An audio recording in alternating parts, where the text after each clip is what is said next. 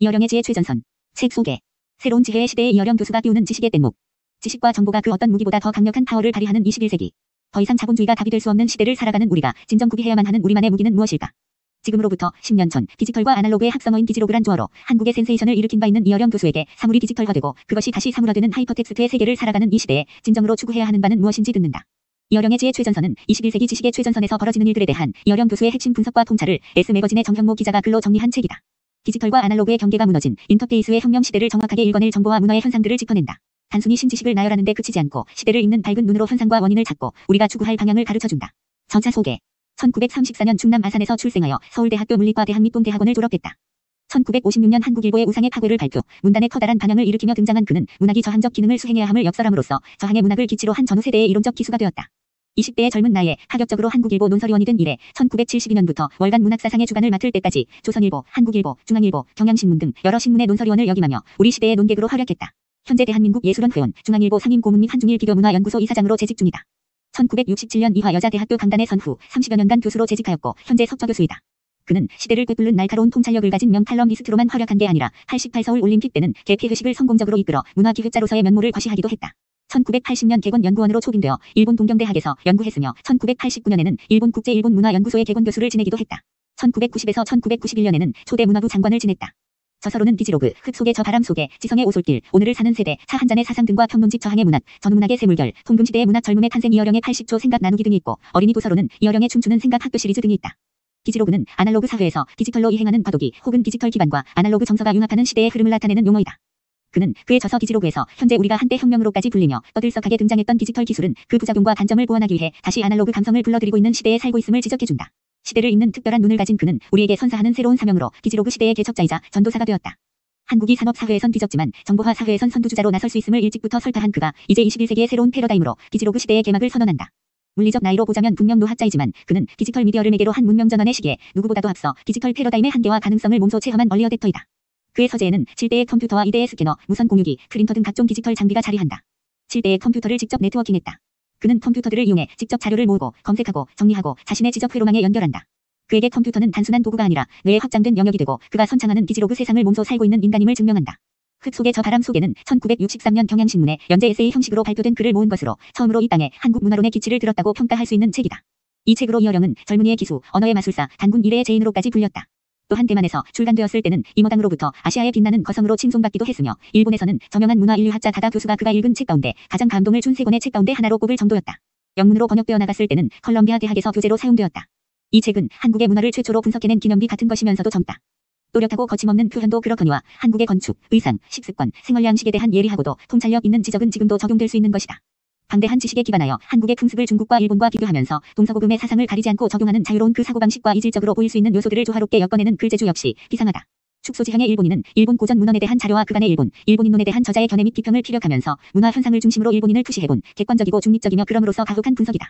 일본인을 바라보는 시대를 초월한 근본적인 통찰을 제공하며 인접국인 일본에 대한 피상적 이해의 차원에 머물지 않는다. 둥지 속의 날개는 1978년 월간 한국문학의 의상과 나신이라는 제목으로 8회 연재를 하다가 도중에 저자의 건강상 이유로 중단했던 작품이다. 분망한 나날과 가진 고초 속에서 저자인 이어령의 문학적 열정을 모두 쏟아부었던 작품이라 그런지 세월이 갈수록 유난히 애정을 느끼게 되는 소설이라고 한다. 소설의 시대적 배경은 산업화가 한창이던 70년대에서 80년대의 초반으로 되어 있다. 그러나 인간의 영원한 내면 세계를 다루려 한 소설이기에 산업화 도시화라는 시대 상황과 관계가 없는 이야기이다. 그러면서도 광고라는 새로운 직업을 소재로 하였다는 점에서 이 소설은 문명 비평적 요소도 없지 않다.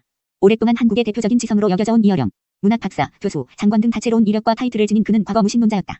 하지만 70이 훌쩍 넘은 나이에 세례를 받고 신앙인으로 살아가게 된다. 지성에서 영성으로는 이러한 이어령의 모습을 담은 책이다.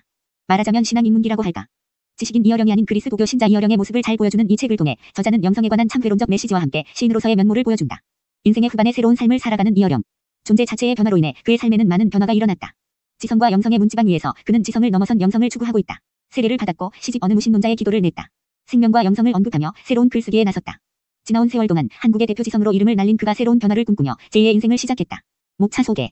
01 그의 책상 위엔 촉각 곤두세운 7마리 고양이가 있다. 7.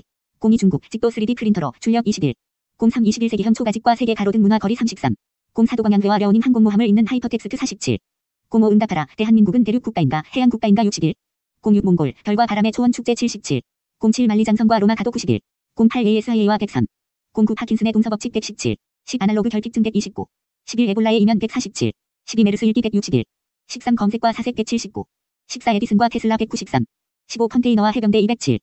16 인터페이스 혁명 223. 17 신발 장수는 모자 장수를 배워야 한다 237. 18 보로메오의 고리 257. 19 음양은 대립이 아닌 조화다 265. 20 인권도 서양에서는 좌우의 싸움 281. 21 차부다론 301. 22 그게 그거 아니야 313. 23 거시기 머시기 325. 24 비상구와 안전문 337. 25 자본주의의 끝 351. 26 밖으로 나가 초원으로 369. 27 평면 지도를 찢어라 387. 흑이 지식 정보의 최전선에서 만난 이어령의 1대1 특강 395. 출판 사서경. 대한민국 0.01%의 지성. 아이디어의 가축전이 벌어지는 지금을 말하다. 하루아침에 새로운 지식과 정보가 새로운 세상을 열고 이 시대 어떤 무기보다 더 강력한 파워를 발휘하는 21세기. 신무기로 무장한 그 어떤 전쟁보다 치열한 지식 정보 세계의 최전선에서는 과연 무슨 일이 일어나고 있는가? 한국의 발터 베냐민에 비견되는 석학 이어령 교수는 우리가 이해하기 어려운 관념과 텍스트를 실제화하여 보여준다. 사물이 디지털화되고 그것이 다시 사물화되는 하이퍼텍스트의 세계를 살아가는 이 시대에 우리는 무엇을 추구해야 하는가? 세상의 모든 지식에 통달한 대한민국 0.01%의 지성 이어령 교수로부터 지적 전장에서 벌어지는 각종 날선 아이디어와 사상의 격축전이 벌어지는 지금을 듣는다. 새로운 문명의 패러다임을 예언한 이어령의 디지로그 이후 10년. 생각의 차선을 바꾸는 이어령의 관심법 관찰법 관계법. 10년 전 이어령 교수는 디지털과 아날로그의 합성어인 디지로그란 조어로 디지털 강국이라 자부하던 한국에 센세이션을 일으켰다. 디지털의 약점을 아날로그 감성으로 보완하는 디지로그의 시대정신을 강력히 주장했던 디지로그는 그 이후 한국의 지식 정보 세계의 패러다임을 바꾸었다. 낯설기만 했던 디지로그 세상은 10년이 지난 지금 우리 눈앞에 기적처럼 펼쳐졌다. 우리는 이제 사이버 공간에서 음악을 듣고 3D 프린터로 집을 짓고 블로그를 통해 누구나 언론사 사장이 될 수 있는 시대를 산다. 지식과 지식이 부딪혀 새로운 가치를 창출해내고 새로운 아이디어만 있으면 누구나 1인 메이커가 될 수 있는 시대를 직접 경험하고 있는 것이다.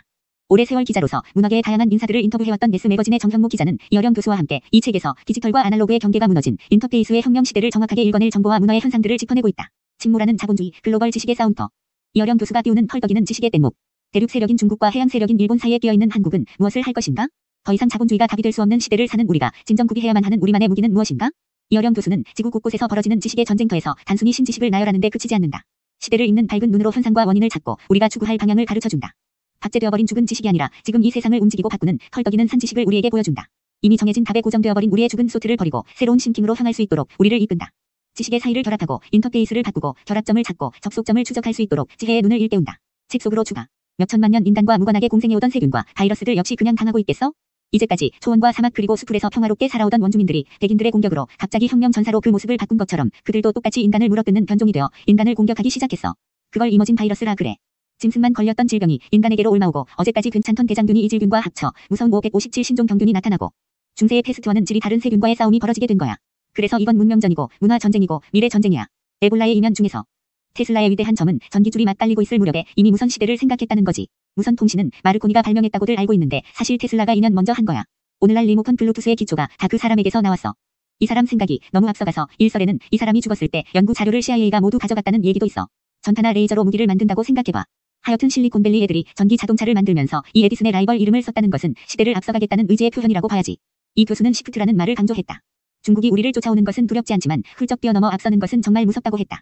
유선을 뛰어넘어 무선으로 휘발유차를 뛰어넘어 전기차로 바로 가는 것. 3D 프린터로 칩과 바이러스를 찍어내는 것. 그런 새로운 패러다임을 제시하는 것이 강대국 사이에 끼어있는 대한민국이 진정 추구해야 할 길이라고 했다. 테슬라는 벤츠나 토요타를 쫓아가지 않고 그것을 넘어섰다는 데 포인트가 있다는 것이다. 에디슨과 테슬라 중에서 스페인과 제노바는 아메리카 신대륙을 발견하고 노마크 찬스로 금 덩어리, 은 덩어리 다 실어다 금융으로 재미를 본다. 돈만 있으면 물건을 왜 만드나? 남이 만든 거 사오면 되지. 황금만 있으면 그걸 맡겼다는 보증서인 지폐만 있으면 가벼운 종이장 하나로 세계를 살 수 있다. 바다를 자기 안방으로 만든 스페인의 무적함대 그 해상 권력이 신대륙에 금은보화 실어다가 재미를 본 것이 바로 스페인이 망하게 된 원인이라는 거다. 물건을 만들지 않고 노동하지 않고서도 돈만 있으면 편하게 산다. 그게 소위 금융자본주의라는 거다. 헌데 금리 먹고 살아가는 금융왕국 스페인 제노바가 16세기 중반에 오면 6% 대의 금리가 2%로 하락한다. 그게 무엇을 의미하느냐? 더 이상 돈이 자본력을 상실했다는 이야기다. 더 투자할 데가 없다. 그렇게 되면 종이돈, 금 덩어리 있어도 쓸 데가 없다. 지금 미국이나 일본이 그렇다. 금리가 2% 이하로 심지어 제로로까지 하락했다. 미국은 스페인이고 일본은 제노바 역할을 한 거다. 그나마 국채를 사줄 때가 있으니 미국이 버틴 거라고 했다. 미국 사람들은 이제 포스트기 하나 제대로 못 만든다고 한탄한 아메리칸 나우 읽어보면 안다. 스페인이, 영국이, 미국이 그리고 일본이 그렇게 내리막길을 걷기 시작한 거다. 인터페이스 혁명 중에서